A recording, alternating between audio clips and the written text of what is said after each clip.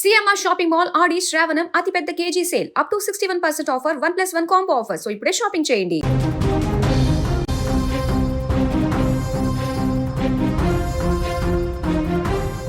తెలంగాణ రాజకీయాల్లో మరోసారి BRS MLA Mallareddy చేసిన వ్యాఖ్యలు చర్చనీయాంశంగా మారాయి. గత కొంతకాలంగా ఆయన పార్టీ మారబోతున్నారంటూ సోషల్ మీడియా రాజకీయ వర్గాల్లో పెద్ద ఎత్తున ప్రచారం సాగుతున్న వేళ ఆ ఊహాగానాలన్నిటికీ మల్లారెడ్డి మరోసారి తెరదించారు. తాను ఎట్టి పరిస్థితుల్లోనూ పార్టీ మారబోనని, బీఆర్ఎస్లోనే కొనసాగుతానని స్పష్టం చేశారు. ఈ వ్యాఖ్యలు ఇప్పుడు తెలంగాణ రాజకీయాల్లో ఆసక్తికర చర్చకు దారితీశాయి. శుక్రవారం హైదరాబాద్లోని బోయిన్పల్లిలో బీఆర్ఎస్ వర్కింగ్ ప్రెసిడెంట్ కేటీఆర్ జన్మదిన వేడుకలు ఘనంగా నిర్వహించారు. ఈ కార్యక్రమానికి హాజరైన ఎమ్మెల్యే మల్లారెడ్డి అక్కడ పార్టీ కార్యకర్తలను ఉద్దేశించి మాట్లాడారు. ఈ సందర్భంగా ఆయన తన రాజకీయ భవిష్యత్తుపై స్పష్టమైన సందేశాన్ని ఇచ్చారు.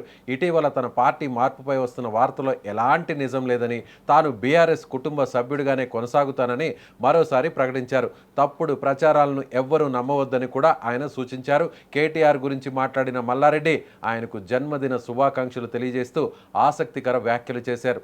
కేటీఆర్ నిండు 100 ఏళ్లు కాదు, 125 ఏళ్లు ఆయురారోగ్యాలతో జీవించాలని ఆకాంక్షించారు. అంతేకాకుండా భవిష్యత్తులో కేటీఆర్ తెలంగాణ ముఖ్యమంత్రిగా బాధ్యతలు చేపట్టాలని మనస్ఫూర్తిగా కోరుకుంటున్నట్లు చెప్పారు. ఈ వ్యాఖ్యలు అక్కడున్న పార్టీ నాయకులు, కార్యకర్తల నుంచి హర్షధ్వానాలు అందుకున్నాయి. రాసినందుకు చాలా బాధ అనిపిస్తుంది. నాకు ఎవరు అడ్రస్ కూడా రాయలేదు. తప్పకుండా నేను కలుస్తా. నేను ఆయన బాధ అంతా నేను పార్టీలోకి వెళ్ళి మారుతున్నాను బాధ. అది రాసిండు. నాకు కూడా బాధ అనిపించింది. చాలా ఇబ్బందికరం ఉంది. అడ్రస్ తెస్తే తప్పకుండా ఆయన ఇంటికి పోతుంటే తప్పకుండా ఆయన ఎట్లయినా అడ్రస్ తెచ్చుకొని పోతా.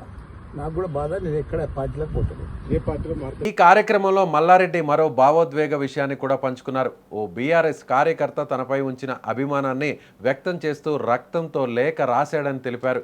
ఈ లేఖను చూసిన తర్వాత తాను ఎంతో భావోద్వేగానికి గురయ్యానని చెప్పారు. ఒక నాయకుడిపై కార్యకర్తలు ఇంతటి ప్రేమాభిమానాన్ని చూపడం చాలా గొప్ప విషయమని అన్నారు. తనపై చూపించిన ఆప్యాయతకు కృతజ్ఞతలు తెలుపుతూ ఆ కార్యకర్తను త్వరలోనే స్వయంగా కలిసి మాట్లాడుతానని వెల్లడించారు మల్లారెడ్డి చేసిన ఈ వ్యాఖ్యలు రాజకీయంగా కూడా ప్రాధాన్యత సంతరించుకున్నాయి. ఎందుకంటే గత కొద్ది రోజులుగా ఆయన పార్టీ మారబోతున్నారనే ప్రచారం బలంగా వినిపిస్తోంది. అయితే అలాంటి వార్తలన్నింటినీ ఆయన వరుసగా ఖండిస్తూ వస్తున్నారు. ఇప్పుడు మరోసారి బహిరంగ వేదికపై బీఆర్ఎస్లోనే ఉంటారని స్పష్టం చేయడంతో ఆ ప్రచారానికి కొంతవరకు తెరపడినట్లే కనిపిస్తుంది. ఇక కేటీఆర్ నాయకత్వంపై మల్లారెడ్డి చేసిన ప్రశంసలు కూడా రాజకీయ వర్గాల్లో చర్చకు దారితీశాయి. పార్టీ భవిష్యత్తుపై తన విశ్వాసాన్ని వ్యక్తం చేస్తూ కేటీఆర్ సీఎం కావాలని కోరుకోవడం ద్వారా ఆయన పార్టీ నాయకత్వానికి తన పూర్తి మద్దతు ఉందనే సంకేతాన్ని ఇచ్చారని రాజకీయ విశ్లేషకులు అభిప్రాయపడుతున్నారు.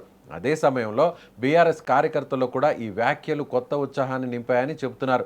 మొత్తానికి తాను పార్టీ మారడం లేదని, బీఆర్ఎస్లోనే కొనసాగుతానని మల్లారెడ్డి మరోసారి స్పష్టమైన ప్రకటన చేయడం కేటీఆర్కు 125 ఏళ్లు ఆయురారోగ్యాలతో జీవించాలని ఆకాంక్షించడం, అలాగే రక్తంతో లేఖ రాసిన కార్యకర్తను త్వరలోనే కలుస్తానని చెప్పడం ప్రస్తుతం రాజకీయంగా హాట్ టాపిక్గా మారాయి. రానున్న రోజుల్లో ఈ వ్యాఖ్యలు తెలంగాణ పాలిటిక్స్లో ఎలాంటి ప్రభావం చూపుతాయో వేచి చూడాలి. రాసినందుకు చాలా బాధ అనిపిస్తుంది. నాకు ఎవరు అడ్రస్ కూడా రాయలేదు. తప్పకుండా నేను కలుస్తా. నేను ఆయన బాధ అంతా నేను పార్టీలోకి వెళ్ళి మారుతున్నాను బాధ. అది రాసిండు. నాకు కూడా బాధ అనిపించింది.